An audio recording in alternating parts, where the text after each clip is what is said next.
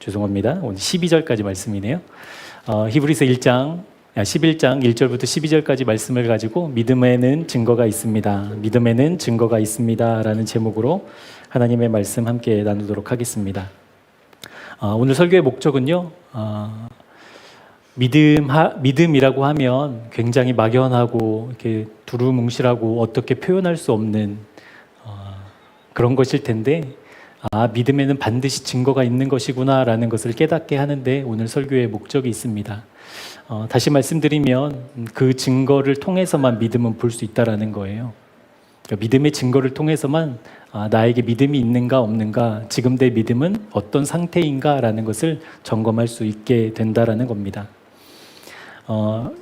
믿음은 반드시 여러분 증거가 나타납니다.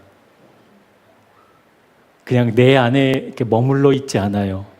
아무도 모르고 나만 아는 그 마음속에서 일어나는 작용이 믿음이지만 믿음이 실제 내 마음속에 있다라고 하면 어떻게 되냐면 반드시 그 증거가 우리의 삶으로 나타난다라는 거예요. 여러분 어떻게 나타날까요? 그 믿음이. 세상 사람들이 우리가 믿음이 있다라고 이야기했을 때 그 믿음이 어떤 형태로 나타날까요? 오늘 그것을 좀 살펴보려고 하는 거거든요. 다시 말씀드리겠지만 믿음은 어떻게 작용하고 작동되고 드러나냐면 하나님을 알아보게 한다라는 겁니다. 그러니까 세상 사람들이 우리를 봤을 때 우리의 선한 행실, 바른 말, 바른 생각, 바른 삶의 태도를 보고 저 사람 믿음이 있어 라고 말하는 것이 아니라 실제 믿음은 하나님을 알아보게 하기 때문에 우리가 하나님을 알아본 상태로 살아가는 그 삶을 통해 사람들은 믿음을 증거하게 된다라는 거예요. 믿음이 증거가 있구나라고 이야기한다라는 거죠. 여러분 하나님을 알아본 사람의 삶은 어떠할까요? 그러면 이제 하나님을 알아봤으니 이제 어떻게 살까요? 너무 분명하죠?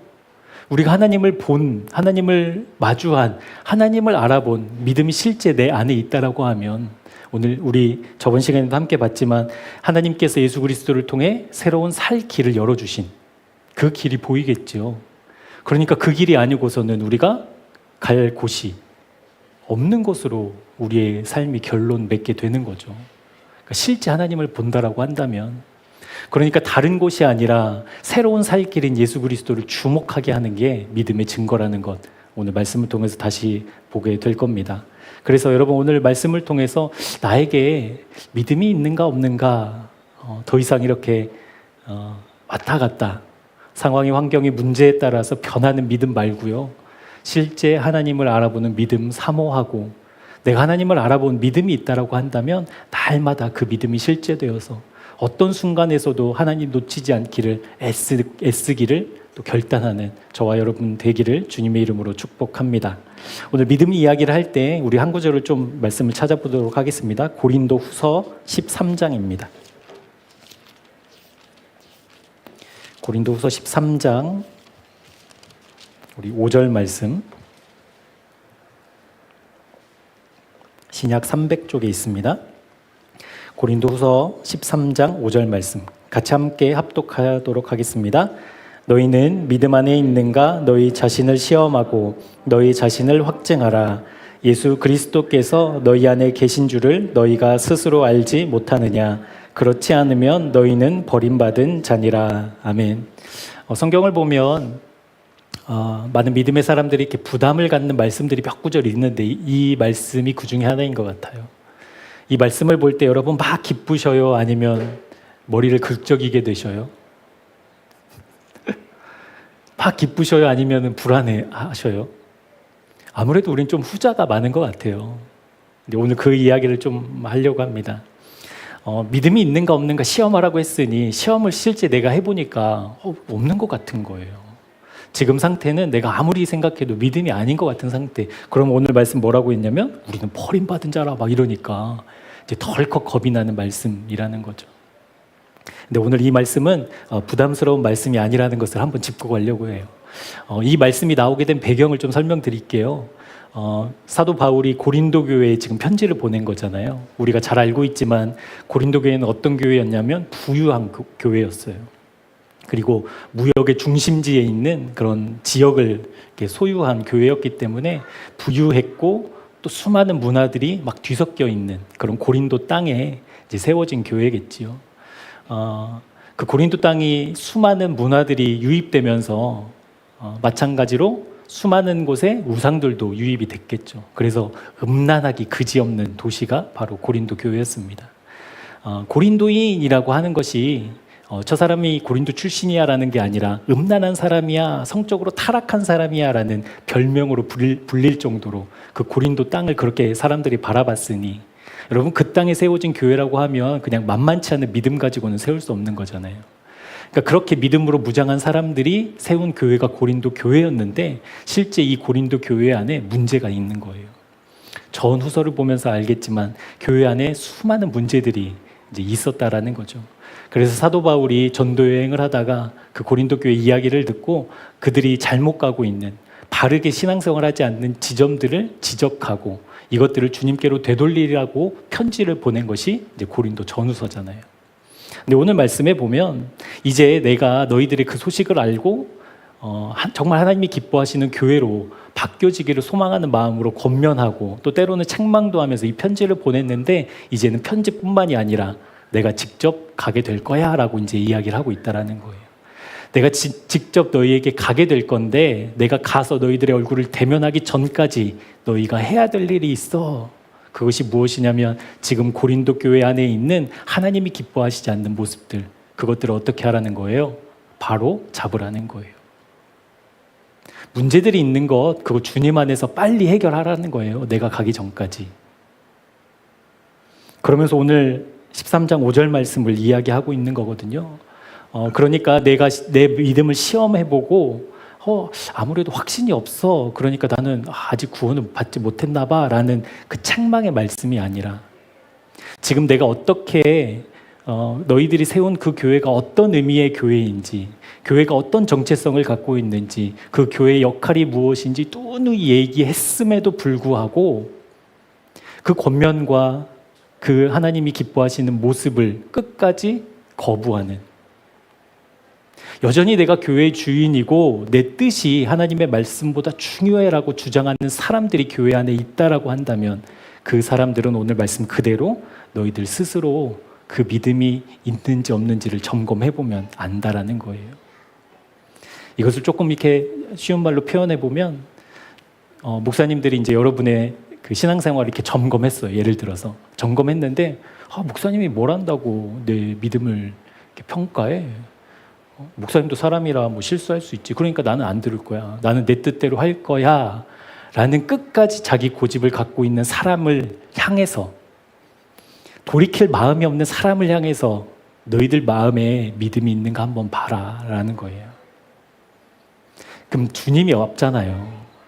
끝까지 내 뜻을 고수한다라고 하면 여러분 주님이 안 계실 수가 없는 거죠. 그런 사람들은 미안하지만 너희는 버림받은 사람들이다 라는 거예요. 그러니까 여전히 자기가 교회의 주인이라고 주님의 몸이라고 하는 것을 인정하지 않는 사람들이라고 한다면 그 사람은 버림받은 사람이라고 봐도 무방하다라는, 좀 어떻게 보면 좀 무시무시한 말씀을 사도 바울이 하고 있는 것이죠. 즉 주님의 부르심을 받고 믿음이 있고 구원받은 사람들은 확신이 있느냐 없느냐, 어떤 일을 했느냐 안 했느냐가 기준이 아니라 어떤 문제, 어떤 상황 속에서 이 상황의 주인 되시는 주님을 바라보느냐 아니냐, 그 믿음의 증거를 점검해보라는 거예요. 여러분, 우리는 수많은 문제들을 지금 겪고 있잖아요. 그 문제들 속에서 여러분이 바라보고 계시는 것이 무엇인가요? 여러분이 주목하고 여러분의 마음을 두고 있는 것이 주님이 아니라고 한다면,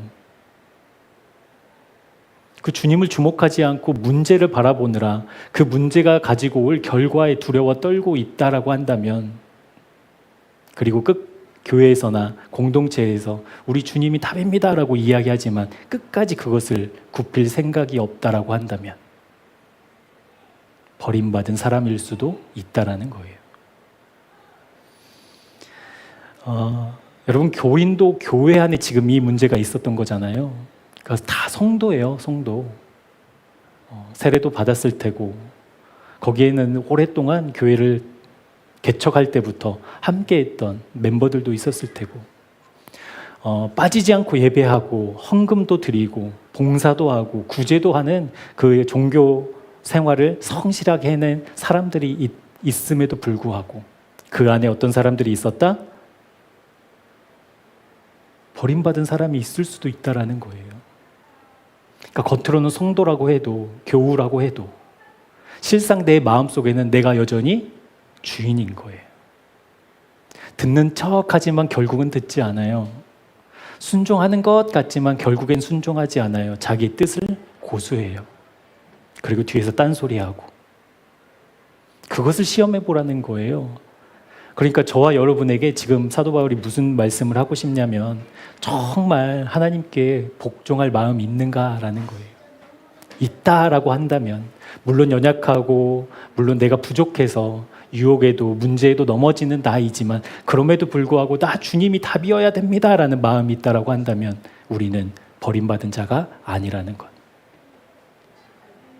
그러니까 확신의 문제를 떠나서 우리 마음의 가장 깊은 곳에서 정말 주님이 답이 맞는가? 주님이 주인이 맞는가? 그걸 한번 생각해 보라는 거예요. 여러분 이렇게까지 과격하고 또 무겁게 말씀을 하고 있는 이유가 있어요. 그게 왜 그러냐면 믿음이라는 것이 너무나도 중요하기 때문에 그렇습니다. 믿음이 너무나도 중요하기 때문에 그렇습니다. 그래서 하나님께 그 믿음을 간구하는 저와 여러분 되었으면 좋겠고요. 우리가 찬양하면서도 말씀드렸지만 지금 아무리 생각해도 내 마음속 가장 깊은 곳에서는 내가 여전히 주인이고 싶은 마음이 있다라고 한다면 우리 예배를 통해서 우리 교회 공동체를 통해서 여러분 마음을 돌이키고 회개하고 정말 주님의 도우심을 간구함으로 그 믿음을 참 믿음을 가진 저와 여러분 되기를 주님의 이름으로 축복합니다. 그 믿음이 있다라고 한다면 우리 교회가 달라지겠죠. 날마다 찬송하고 기뻐하고 하나님의 영광을 위해 노래하는 교회가 될 겁니다. 그런 교회가 되었으면 좋겠습니다. 그래서 저와 여러분이 이제는 내가 구원받은 것이 맞나? 거기에 그 의심에 머물러 있지 않고 나에게 믿음을 주신 하나님 앞에서 내가 계속 이렇게 살 수 없지. 하나님이 나에게 그 겨자씨만한 작은 믿음 주셨는데 내가 그 믿음을 받은 내가 어떻게 하나님 앞에 염치 없이 그렇게 계속 살 수 있겠어. 돌이켜야지. 나 주님의 은혜를 또 구해야지 라고 하면서 말씀과 기도로 나아가는 저와 여러분 되기를 소망합니다. 믿음이 중요하기 때문에 이렇게 무겁게 말씀드렸다고 했는데 여러분 믿음이 왜 중요한가? 오늘 본문 1절과 2절 말씀 같이 보도록 하겠습니다. 히브리서 11장 1절부터 2절입니다. 시작. 선진들이 이로써 증거를 얻었느니라. 아멘. 히브리서 기자는 믿음을 어떻게 설명하고 있냐면 믿음은 바라는 것들의 실상이고 보이지 않는 것들의 증거다라고 이야기를 하고 있어요. 그러니까 믿음은 증거다라고 이야기를 하고 있는 거예요. 증거인데 어떤 증거냐면 이 증거라는 헬라어 단어가 엘렘코스라는 단어인데 이것은 노출시키다라는 의미를 갖고 있는 단어예요. 그러니까 믿음이라고 하는 것은 증거인데 그 증거는 뭐냐면 나타내는 거예요. 드러내 보이는 거예요. 그 힘이 믿음에 있어요. 볼 수 없었던 것을 보게 하는 믿음이 볼 수 없는 것을 보게 하는 능력이 믿음에 있는데 감추어졌던 것을 이렇게 들춰내는 힘이 믿음에 있는데 그러면 여러분 무엇이 드러나냐는 거예요. 무엇이 감추어져 있다가 무엇이 드러나냐는 거예요. 믿음을 갖고 있으면. 여러분 무엇이 드러나요? 그게 3절 말씀이거든요. 우리 3절 말씀도 같이 한번 보도록 하겠습니다. 시작. 믿음으로 모든 세계가 하나님의 말씀으로 지어진 줄을 우리가 아나니 보이는 것은 나타난 것으로 말미암아 된 것이 아니니라. 아멘. 여러분 믿음은 드러내고 나타내는데 노출시키는데 무엇을 노출시키냐면 이 세상이 하나님의 손으로 창조되었다라는 것을 나타내고 노출시키고 볼 수 있게 한다는 것이에요. 여러분 믿음을 가지면 여러 가지 변화들이 있겠지만 이 세상에 하나님이 창조하신 것이 맞다라는 확신이 생겨요. 지금 그 말씀을 하고 있는 거거든요. 온 세계가 우리가 보고 듣고 느끼는 모든 세계가 누구의 손으로? 하나님의 손으로 창조되었다라는 것이 믿음을 가진 사람에게는 밝게 보인다라는 것. 여러분 이것이 왜 중요하냐면 성경의 첫 장, 그러니까 1장, 창세기 1장 1절 성경의 첫 구절이 무슨 말씀이에요? 태초에 하나님이 천지를 창조하셨다라는 말씀이잖아요. 근데 이것은 여러분 논리적으로는 맞지 않는 구조예요. 그러니까 하나님의 말씀을 통해서 하나님을 믿게 되는 그 논리의 구조상으로 보자면 우리가 구약부터 신약까지 쭉 읽어오면서 하나님이 결코 포기하지 않으시고 하나님이 결코 실수하지 않으시는 하나님이신 게 분명하지. 너 봤지? 읽었지?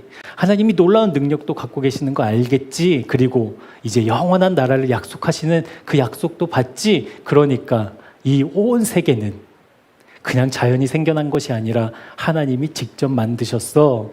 그래서 태초에 하나님이 천지를 창조하신 게 맞아 라고 결론 맺어야 논리적이에요. 그런데 성경은 가장 첫 구절에 무슨 이야기를 하고 있냐면 태초에 하나님이 천지를 창조하셨다라는 것을 꽝꽝꽝 도장을 찍고 나서 시작하고 있다라는 거예요.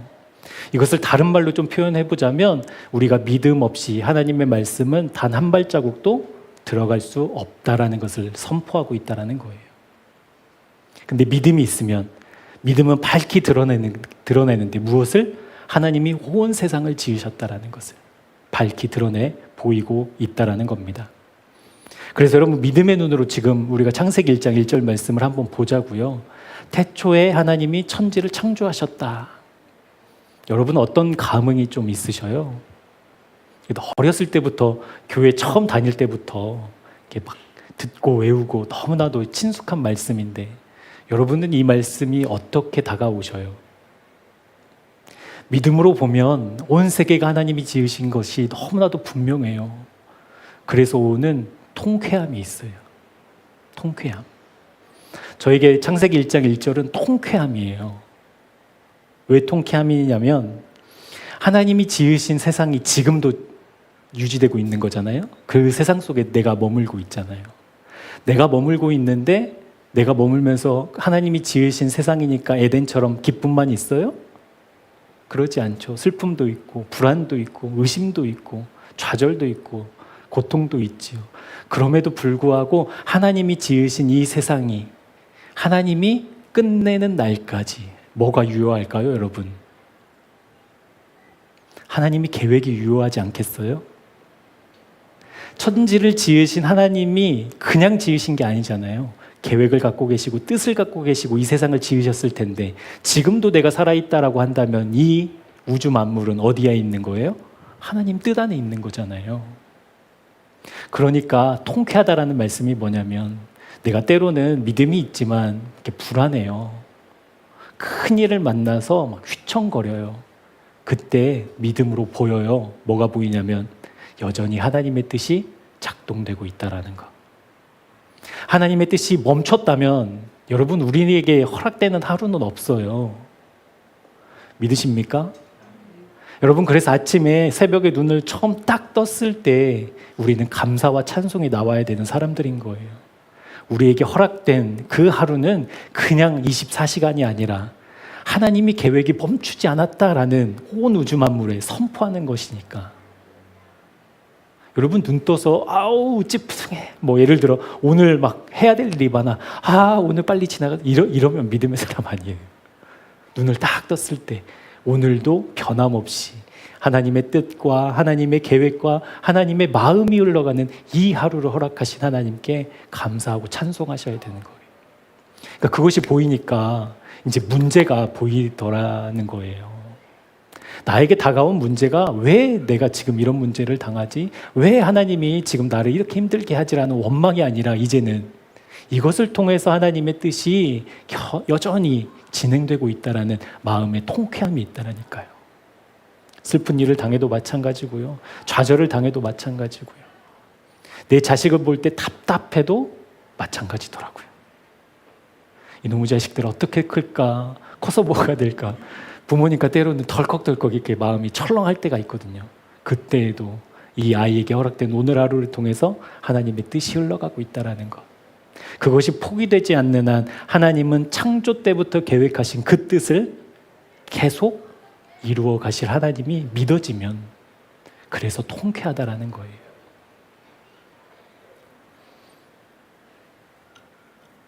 나에게 불쑥 찾아온 어떤 문제, 어떤 어려움, 어떤 위기가 이제는 힘든 일이지만 힘든 일만이 아니라는 거예요. 하나님이 이 일을 통해서 반드시 이루실 일이 있으시구나. 하나님이 이 일을 계획하신 하나님의 뜻이 있으시겠구나. 그래서 불평하기보다, 그래서 원망하기보다 하나님의 뜻을 알아야 되겠다라고 기도하는 그 믿음의 통쾌함을 가진 저와 여러분 되기를 축복합니다. 여러분, 그것이 믿음의 증거라는 거예요. 믿음은 증거니까, 이 증거는 드러내는 거니까, 하나님이 온 세상을 창조하셨다라는 것을 드러내는 믿음이니까 그 창조 안에 내가 있다라는 그 든든함, 그것이 믿음의 증거라는 것이죠. 여러분, 구약 지금 114 어디쯤 읽으셔요? 전도서까지 왔어요? 읽으시면서 어떠셨어요? 술술술 익히든가요? 힘들게 고비고비 넘어서 오셨던가요? 쉽지 않죠. 쉽지 않죠. 성경의 이야기가 구약이든 신약이든 바로 그 이야기를 하고 있는 거거든요. 그 한 가지 이야기로 계속 일관되고 있다라는 거예요. 그게 무엇이냐면 세상을 하나님이 창조하셨어요. 그리고 그들을 택하셨어요. 그래서 그들을 향한 하나님의 뜻을 이루고 싶으셨어요. 그런데 그들이 하나님의 뜻을 거부하는 거예요. 거부하는 거예요. 하나님의 뜻을 생각이 없는 거예요. 그래서 하나님이 때로는 이방 나라들을 통해서 벌하시기도 하고 포로로 끌려가게 하시기도 하고 때로는 기근을 만나기도 하고 전염병을 만나기도 하셔서 정신 좀 차리라고 하나님이 그들에게 끊임없이 말씀하시는 역사가 구약의 역사예요. 맞죠? 그런데도 사람들이 들어요, 안 들어요? 안 들어요. 순종하지 않아요. 그래서 심지어 하나님이 뭐 하셨어요? 이들이 도대체 바뀌지 않는, 변하지 않는, 끝까지 불순종하는 사람들로 둘 수 없기 때문에 그 아들 예수 그리스도를 이 땅에 보내셔서 죄의 굴레를 끊어버리셨다라는 사실, 그것이 신약의 이야기예요. 그러니까 구약과 신약의 얘기는 통틀어서 한 가지 이야기인데 무엇이냐면 하나님은 절대 포기하지 않으신다. 절대 포기하지 않으신다. 근데 이것이 그냥 이야기가 아니라 믿음으로 믿어진다라는 거예요. 하나님이 온 세상을 지으시고 그 뜻과 계획을 차질 없이 변함없이 신실하게 이루어 가시는 하나님이시라는 것이 믿어지기 때문에 나를 통한 하나님의 뜻도 이루어지겠구나라는 그 든든함이 믿음의 증거라는 사실입니다. 그래서 주님이 다시 오셔서 심판하실 그때까지 여러분, 그러니까 예수님이 처음 오셔서 지금까지 우리는 그 사이의 시간을 살고 있잖아요. 이 시간은 무슨 의미가 있냐면 하나님의 뜻이 이루어지는 하나님의 무대라는 거예요. 무대. 마지막 피날레가 쫙 예수 그리스도의 강림으로 이제 끝나는 무대. 그때까지 연출자 되시는, 감독 되신 하나님께서 자신만의 이야기들을 끊임없이 역사 속에서 행하고 계신다라는 것, 그리고 저와 여러분의 일생이 거기에 들어있다라는 것 믿으시기 바랍니다. 어려움이 있죠. 아픔이 있죠. 내 믿음이 왜 이렇게 잘하지 않나, 때로는 스스로 자책하는 것도 있지요. 그 일까지도 하나님 사용하십니다. 그 상황까지도 하나님은 붙드셔서 하나님이 계획하신 뜻을 이루어 가십니다. 그러니 우리가 그냥 그렇구나라고 끝나지 않고 그 하나님이 실제 믿어진다라고 한다면 그 하나님께 하나님, 내가 이렇게 살 수 없죠. 하나님, 내가 끝까지 이렇게 불순종할 수 없지요. 다짐하고 결단하고 의지를 가지고 해보겠습니다라고 이야기하지만 하나님, 외침으로만 끝날 수 없지요. 나 주님께 실제 내 마음을 드리고 내 삶을 드리는 그 헌신 실제 되기를 기도하겠지요. 저와 여러분이 그 하나님이 믿어져 온 세상을 지으신 하나님이 밝히 보여지는 그 하늘의 신비가 경험되어지기를 주님의 이름으로 축복합니다. 그렇기 때문에 이 믿음이 있다라고 한다면 여러분 반드시 그 증거가 나타납니다. 여러분, 믿음은 어디에서 작동될까요? 믿음은 어디에서 일어나는 거죠? 마음에서. 우리 마음에서. 그러니까 믿음은 우리 마음에 있어요. 마음에 있기 때문에 볼 수 없죠. 제가 여러분 앞에 섰지만 여러분이 제 믿음을 볼 수 없죠. 맞아요. 볼 수 없어요. 그런데 믿음은 반드시 아까도 말씀드렸다시피 삶의 증거로 나타난다라는 거예요. 그러니까 그것을 보면 알아요. 야고보서 말씀을 빌어서 표현하자면 행함이 없는 믿음. 그러니까 내 마음속에만 믿음이 있고 실제로 드러나지 않는 믿음은 어떤 믿음? 죽은 믿음. 죽은 믿음은 아무 소용 없어요, 여러분. 아무 소용 없어요. 그것도 믿음 아니에요? 아니에요. 죽은 믿음이에요, 죽은 믿음. 그러니까 내 믿음에 증거가 없다라고 한다면 그것은 죽은 믿음이에요. 믿음에는 반드시 그 증거가 있기 때문에 실제 믿음을 가지고 그 증거를 보여준 사람들이 오늘 본문에는 나옵니다. 우리 먼저 4절 말씀 함께 같이 읽어보도록 하겠습니다. 히브리서 11장 4절입니다. 시작.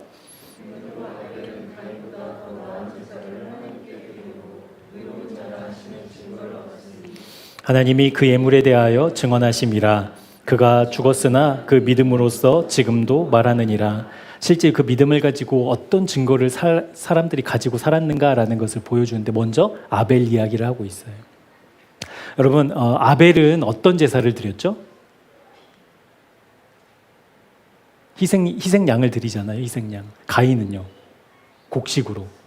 근데 이때에는 여러분 육식이 허용되기 전이에요. 그러니까 가축을 먹어요, 안 먹어요? 안 먹어요. 뭐만 먹고 살아요? 땅의 소산물만 먹고 살아요. 열매, 곡식 이런 것만 먹고 살아요.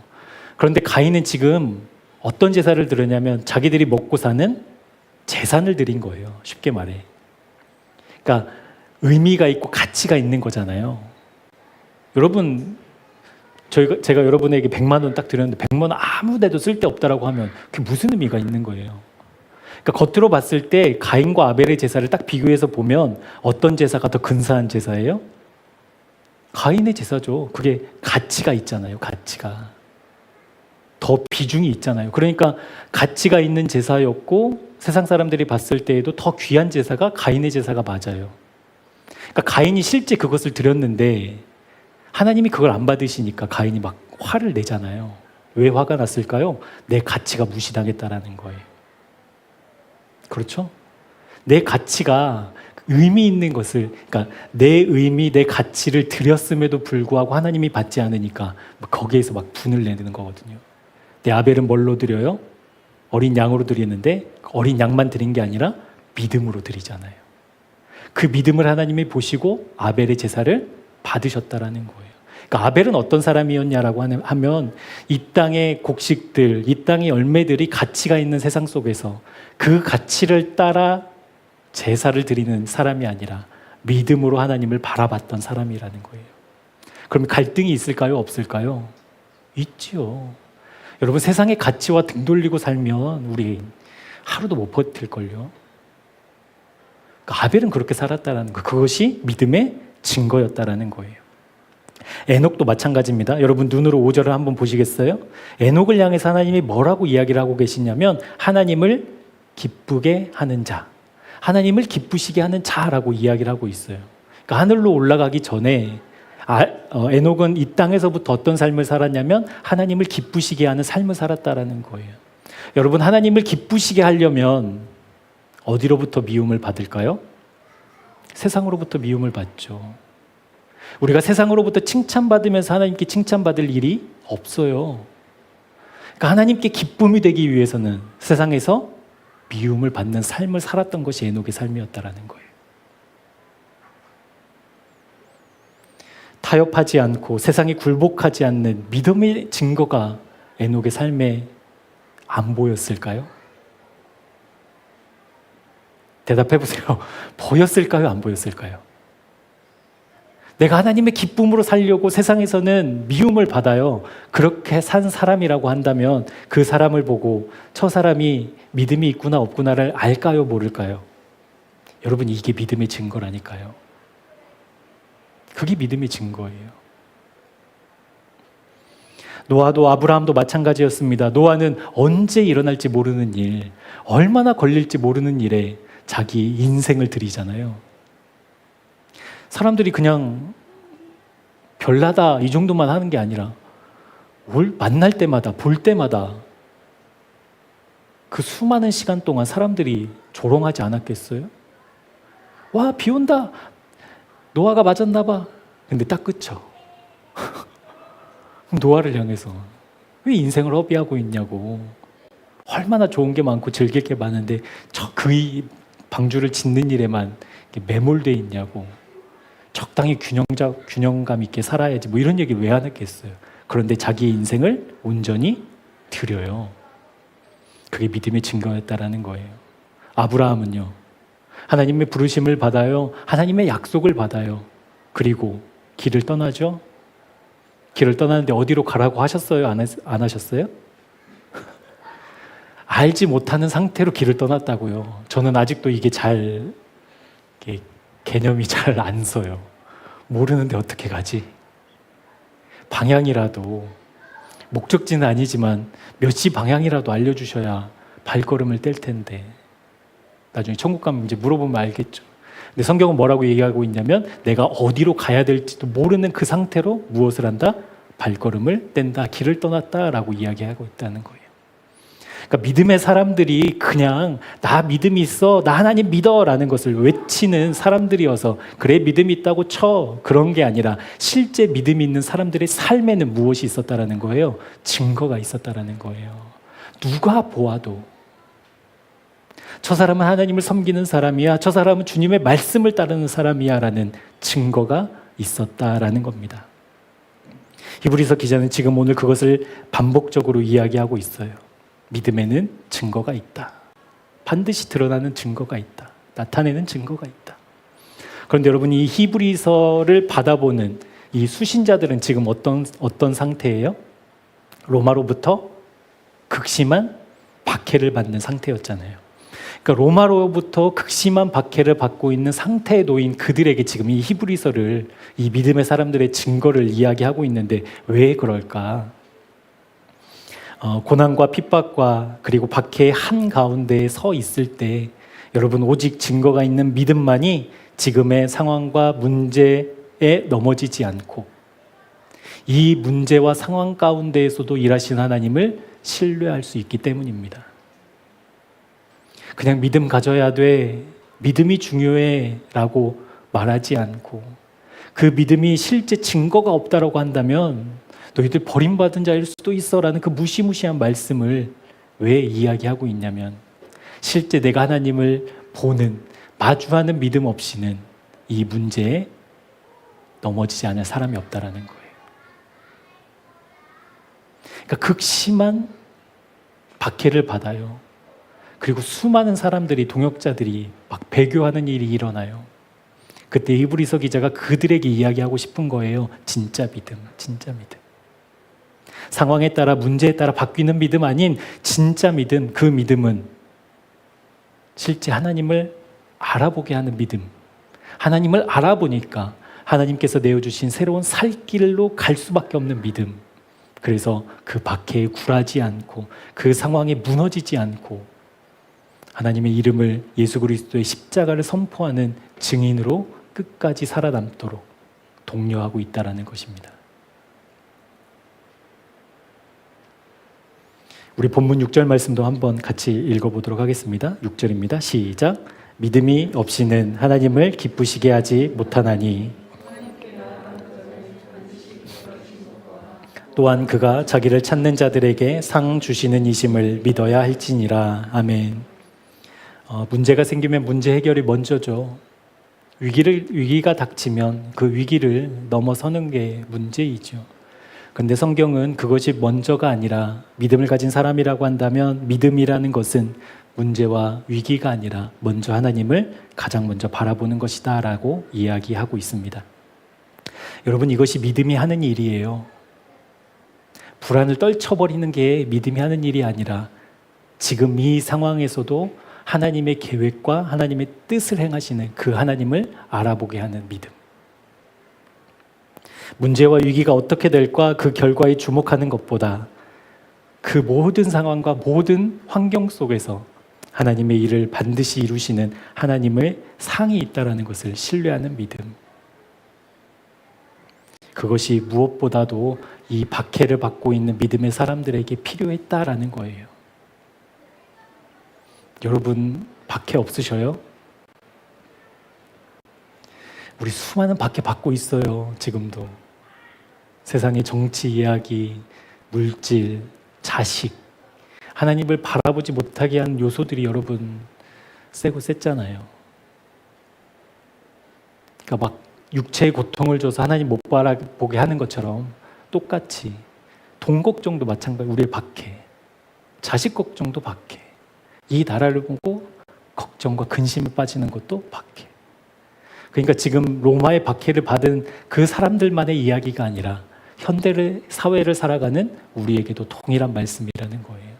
그 진짜 믿음이 있어야만, 하나님을 알아보는 믿음이 있어야만 상황에, 환경에 굴복하지 않고 그 상황을 통해서 여전히 하나님의 뜻을 이루어 가시는 그 하나님을 신뢰함으로 든든하게 살 수 있는, 세상은 다 무너져도 주님 한 분이면 족합니다라는 그 믿음의 고백을 할 수 있는 믿음의 사람으로 살아가게 한다라는 겁니다. 6절 말씀에 보면 하나님을 알아, 하나님을 기쁘시게 하는 것이 바로 믿음인데, 그 믿음은 하나님이 분명히 계시다는 것. 아까도 우리가 1절에서 봤죠? 믿음은 드러내는 것인데 무엇을 드러내요? 온 세상을 지으신 하나님을 드러내는, 그게 믿음이고, 두 번째는 자기를 찾는 자들에게 상 주신 하나님이시라는 거예요. 여러분, 이 상은 무엇일까요? 건강의 위기를 만난 사람에게 상은 무엇일까요? 대답해 보셔요. 우리 정신운동 좀 차리고. 건강의 문제를 만났어. 이 사람에게 상은 뭐예요?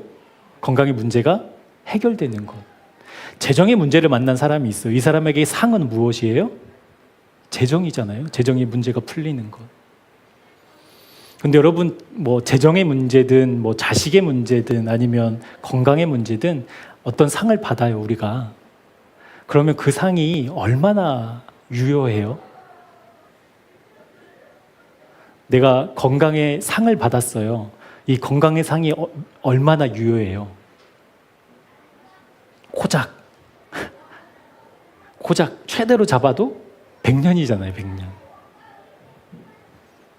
재정의 상을 받았어요. 이 재정의 상을 받은 것이 여러분 얼마나 유지돼요? 1년에 3%씩 돈의 가치가, 화폐 가치가 떨어진다면서요. 그러니까 3% 이상 월급이 인상이 안 되면 사실 여러분 마이너스예요, 계속. 그러니까 돈의 가치는 계속 떨어져요. 그리고 뭐 IMF 뭐 다 예상하고 만났어요? 아니죠. 그러니까 고작 뭐 몇 년, 몇십 년이에요. 근데 오늘 말씀하고 있는 자기를 찾는 자들에게 하나님이 상 주시는데, 그 상이 고작 제일 길게 잡아도 100년뿐인 상이겠냐고요, 여러분. 그런 상일까요? 근데 우리 어떤 상을 계속 요구하고 있죠? 이해되시죠? 우리의 믿음이 지금 어디를 집중하고 있는가? 하나님이 우리에게 주시는 상은 이런 상입니다. 우리는 원래 에베소서 2장 3절 말씀처럼 우리의 정체성은 어떤 정체성이었냐면 진노의 자녀였어요. 진노의 자식. 진노의 자식에게 상은 무엇일까요, 그러면?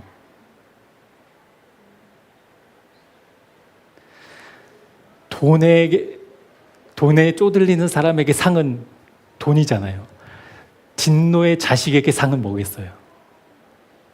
진노의 자식에서 자유함을 얻는 거죠. 이해되세요? 하나님이 주시는 상은 그거라는 거예요.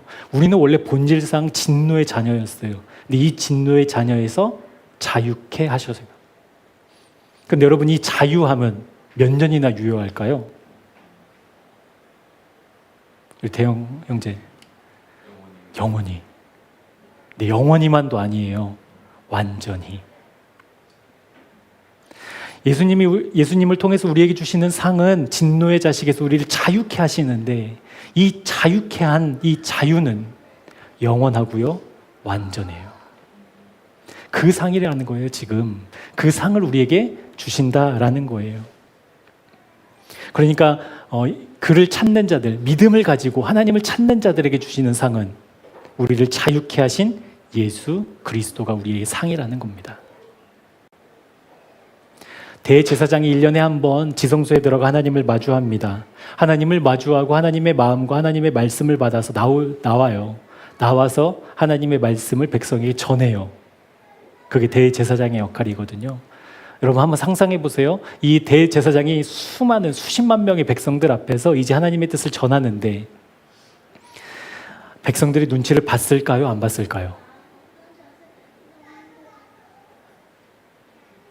이 사람들이 내가 지금 이 말을 하면 나를 어떻게 평가할까 두려워했을까요? 안 했을까요? 지금 이 백성들에게 이 하나님의 말씀이 적당한가 적당하지 않을까 계산했을까요? 안 했을까요? 다 대답하셨죠? 마음속으로. 여러분 그것이 하나님을 마주한 믿음을 가지고 하나님을 알아본 믿음의 증거라니까요. 실제 하나님에게 말씀을 내가 받았어요. 이 말씀을 전해야 돼요. 근데 때로는 저주의 말씀일 수도 있어요. 책망의 말씀일 수도 있어요. 근데 나는 좋은 제사장이 되고 싶어요. 그런데 그 말씀을 전하기 전에 내가 어떤 사람이 평가를 어떻게 받을까? 이런 고민이 있을 수가 없죠. 하나님으로부터 직접 대면해서 그 말씀을 받았는데요. 뭐라고 평가하든 상관없어요.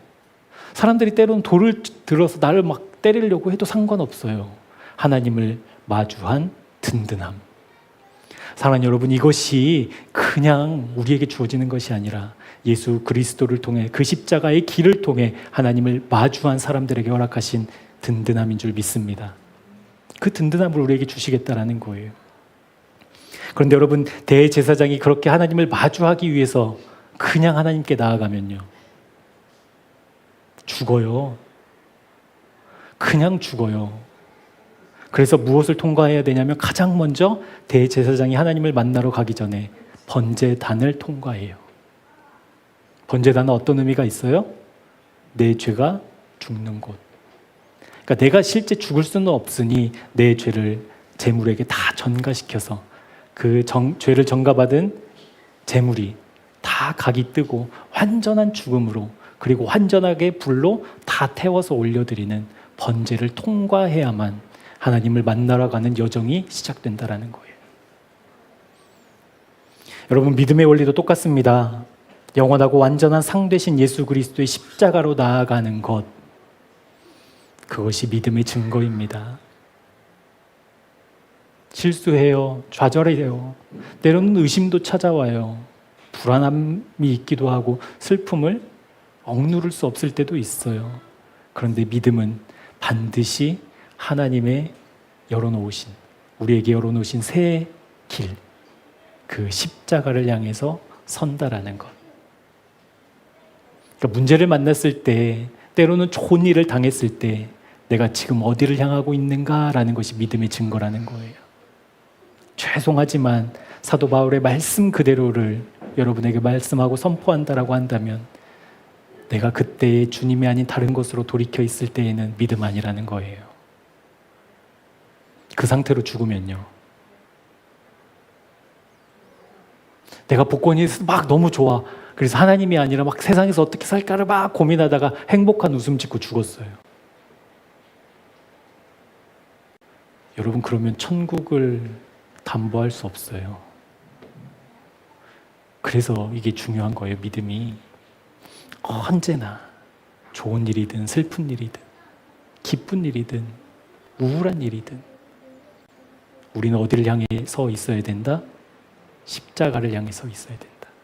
그러니까 아침에 눈을 떠서 가장 먼저 하는 기도가, 주님, 오늘도 내가 십자가에서 연합한 사실이 꼭 현실되어야 됩니다.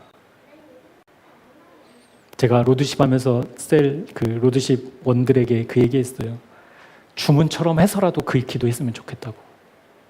주문처럼이라도. 가장 먼저 눈을 떠서 가장 먼저 하는 생각이, 그게 주문이라고 하더라도 나 주님과 함께 연합해야 된다고. 그것이 믿음의 증거입니다. 여러분, 슬플 때, 기쁠 때 어디로 향하고 있는가 꼭 살펴보셨으면 좋겠어요. 승리했다. 그리고 난 실패하지 않았다. 이것을 지켰다. 이것을 못 지켰다가 이제 믿음의 증거가 아니라 부족한 나를, 연약한 나를, 실패한 나를 끊임없이 십자가로 가지고 가는 것이 믿음의 증거였구나라는 깨달음이 저와 여러분에게 실제 되기를 축복합니다. 그것이 하나님이 우리를 부르고 계시는 이유예요. 여러분, 이 땅이 하나님이 그 공의로우신 주님이 보셨을 때 아무렇지도 않아서 그냥 두시고 계시는 게 아니잖아요. 멸망을 해도 지금 수백 번, 수천 번을 멸망을 할 인류의 역사였음에도 불구하고 여전히 내버려 두시는 이유가 무엇이겠어요? 내가 열어놓은 살 길, 새 생명의 길, 그 길로 나아오도록 초청하고 부르시고 기다리고 계신다라는 거, 우리 믿음의 눈으로 좀 바라봤으면 좋겠습니다. 그래서 막 분노하지 말고요. 이놈의 세상 어떻게 되려고 이러냐 그러지 말고요. 이놈의 대한민국 막 그러지 말고요. 이놈의 정치인들 싹 하루아침에 어떻게 됐으면 좋겠다. 그럼 분노하지 말고요. 내 믿음이, 내 마음이 지금 어디를 향하고 있는가. 하나님, 내가 또 오늘 거짓말했습니다. 하나님, 내가 또 오늘 약속한 거 지키지 못했습니다. 하나님, 내가 또 주님께 드리기로 한 시간, 그거 4시간처럼 썼습니다. 그때 믿음의 사람은 십자가로 향하는 겁니다. 회피하지 않고 그 길만이 살 길이기에 십자가로 날마다 나아가는 그 믿음의 증거가 저와 여러분의 삶 가운데 확인되고 또 확인되기를 축복합니다. 우리 마지막으로 말씀 한 구절만 찾아보고 말씀 마치도록 할게요. 시편 16편 말씀입니다. 시편 16편 8절에서 11절까지 말씀.